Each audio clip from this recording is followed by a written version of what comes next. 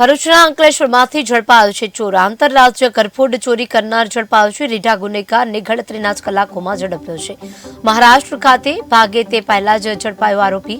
ચોરીમાં ગયેલ મુદ્દામાલ રિકવર કરી કાર્યવાહી તેજ કરાઈ છે। મહારાષ્ટ્ર ખાતે ભાગે તે પહેલા જ આરોપીને દબોચી લેવામાં આવ્યો છે। ભરૂચના અંકલેશ્વરમાંથી ચોર ઝડપાયો છે। આંતરરાજ્ય ગરફોડ ચોરી કરનાર રીઢો ગુનેગારને ગણતરીના જ કલાકોમાં પોલીસે ઝડપી પાડ્યો છે। ચોરીમાં ગયેલ મુદ્દામાલ રિકવર કરી કાર્યવાહી તેજ કરી છે।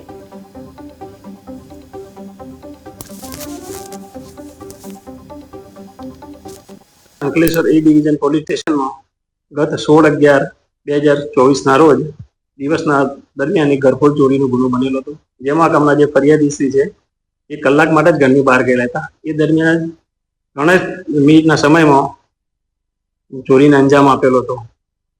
જે ચોરીમાં લગભગ 7,95,000 સોના ચાંદીના દાગીનાની મત્તાની ચોરી થયેલી હતી।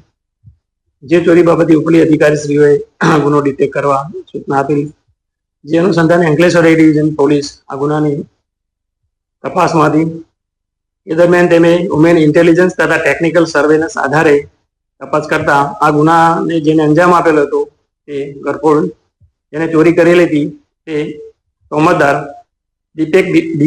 જીમી ઉર્ફે દીપક બિપિનભાઈ શર્મા, જેને આ ઘરફોડ ચોરી કરેલી હતી અને જેને આ ગુનાની કબૂલાત કરતા ગુનાના કામે અંકલેશ્વર એ ડિવિઝન પોલીસે તોમતદારને અટક કરેલો હતો। અને આ જે તોમતદાર છે એની પાસેથી 4,42,860 રૂપિયાના સોના ચાંદીના દાગીનાની રિકવરી પણ કરવામાં આવેલ છે। આ જે ઘરફોડ ચોરી કરનાર જે તોમતદાર છે એને અગાઉ ગુજરાત, મહારાષ્ટ્ર, હરિયાણા અને રાજસ્થાન રાજ્યમાં મળીને કુલ લગભગ 58 જેટલા ઘરફોડ ચોરીના ગુનાઓ એને કરેલ છે। આ ઉપરાંત આ જે ચોર છે દિવસ દરમિયાન જે તે સોસાયટી હોય તેમાં મોટરસાયકલથી ફરતો હતો અને કોર્નરના મકાનો હોય તથા ફ્લેટ હોય એમાં પણ કોઈ કોર્નર ના હોય એની રેકી કરી અને ઘરફોડ ચોરીને અંજામ આપતો હતો। આમ આ ગુનાના કામે અંકલેશ્વર એ ડિવિઝનના પીએસ શ્રી બીજી ચાવડા તથા તેમના ટીમના તથા પોસ્ટેના માણસોએ થોડાક જ સમયમાં આ ગુનાને ડિટેક્ટ કરી અને પ્રશંસનીય કામગીરી કરેલ છે।